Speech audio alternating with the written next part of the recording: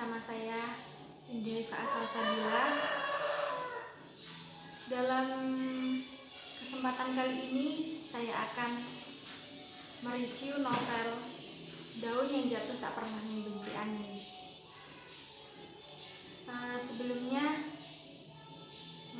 saya akan memperkenalkan diri. Saya dari Prodi Pendidikan Bahasa dan Sastra Indonesia, Fakultas Keguruan dan Ilmu Pendidikan Universitas Jember. Novel yang saya review kali ini adalah Daun yang Jatuh Tak Pernah Membenci Angin, karya Terelie, dan terbitan pertama Juni 2010. Ini cetakan ke-38 pada bulan Oktober 2019 dengan ukuran 20 cm dan halaman 264 halaman. Saya akan membacakan sinopsis yang ada di belakang sini. Dia bagai malaikat bagi keluarga kami, merengkuh aku, adikku dan ibu dari kehidupan jalanan yang miskin dan nestapa, memberikan makanan, tempat berteduh, sekolah, dan janji masa depan yang lebih baik. Dia sungguh bagai malaikat bagi kami, memberikan kasih sayang, perhatian, dan teladan tanpa mengharap budi sekalipun. Dan lihatlah, aku membalas itu semua dengan membiarkan mekar perasaan ini. Ibu benar, tak layak aku mencintai malaikat keluarga kami. Tak pantas.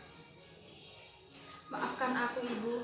Perasaan kagum, terpesona, atau entahlah itu muncul tak tertahankan, bahkan sejak rambutku dikepang dua.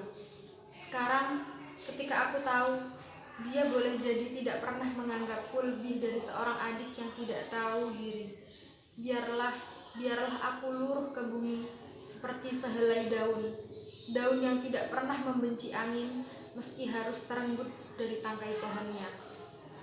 Begitulah sinopsis yang ada di belakang sini. Novel Daun yang Jatuh Tak Pernah Membenci Angin ini adalah karya sastra angkatan 2000. Dan karakteristik karya sastra angkatan 2000 yakni yang pertama adalah menggunakan kata-kata maupun frase yang konotatif. Yang kedua, banyak menyindir keadaan sekitar, baik sosial, budaya, politik, atau lingkungan. Ketiga, revolusi tipologi atau tata wajah yang bebas aturan dan cenderung ke puisi konkret yang disebut antromorfisme. Yang keempat, kritik sosial sering muncul lebih keras. Yang kelima, pengguna estetika baru. Yang keenam, karya cenderung vulgar. Yang ketujuh, mulai bermunculan fiksi-fiksi Islami. Kedelapan, munculnya cybersastra di internet.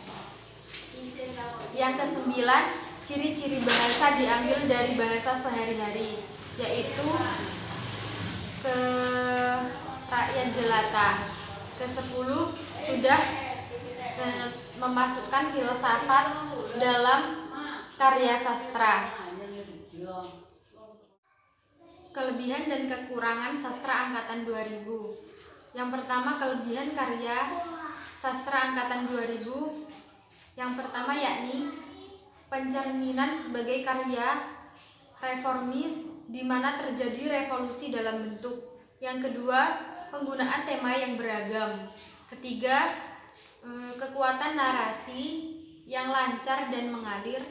Yang keempat, banyaknya muncul karya sastra pembangun jiwa.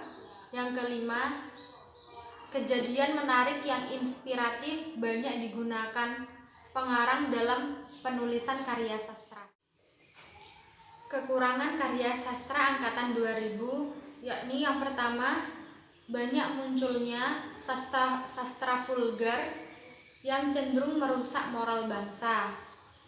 Yang kedua, adanya lapisan sastrawan muda dengan ekspresinya yang menggebu-gebu berkata secara terbuka, bebas, dan tidak terlalu memperhatikan nilai moral.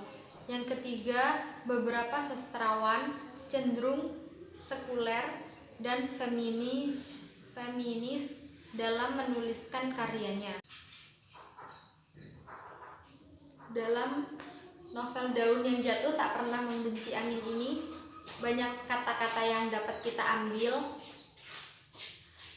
Bahasanya pun sangat mudah, sangat bisa dicerna.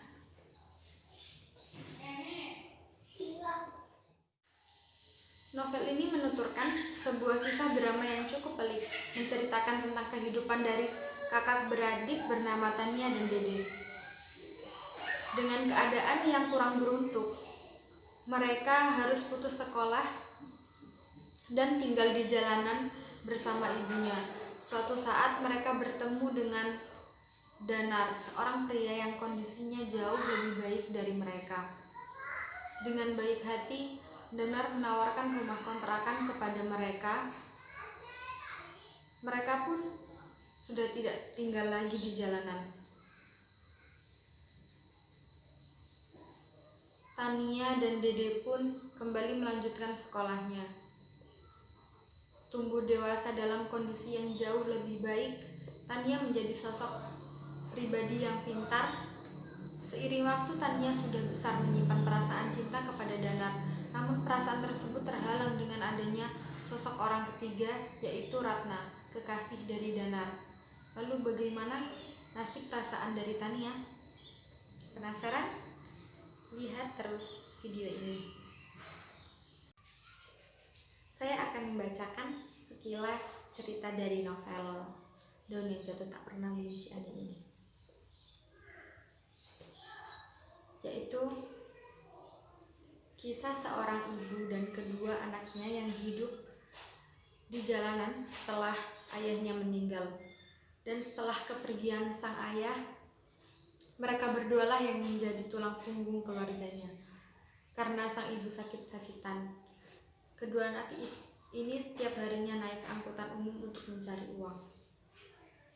Pada suatu malam, karena mereka sudah terlalu lelah, mereka memutuskan untuk pulang dan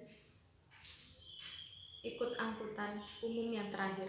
Tetapi anak perempuan yang bernama Tania ini kakinya terkena paku. Adiknya yang bernama Dede pun panik, bingung harus berbuat apa. Mereka meminta bantuan, tetapi tidak seorang pun yang menghiraukannya. Kemudian ada seorang lelaki dewasa yang membantunya. Dan lelaki inilah yang membuat kehidupan mereka berubah. Pertemuannya dengan Om Danar, pertama kali Tania sudah merasakan jatuh cinta pada usia 11 tahun. Tetapi dia belum tahu apakah yang dinamakan cinta itu.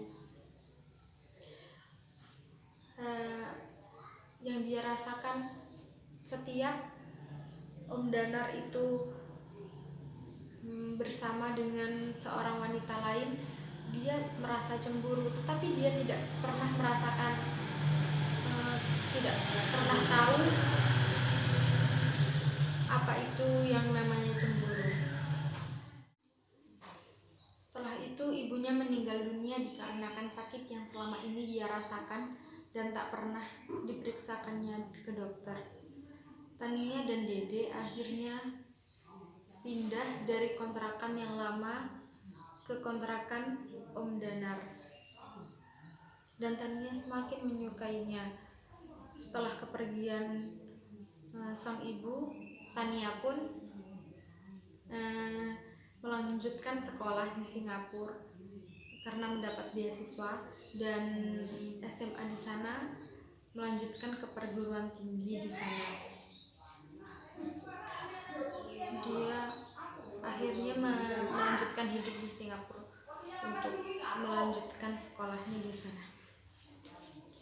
Begitulah isi cerita dari sedikit cerita dari isi novel Daun yang Jatuh Tak Pernah Membenci Angin ini. Sekian dari review novel Daun yang Jatuh Tak Pernah Membenci Angin ini. Saya ucapkan terima kasih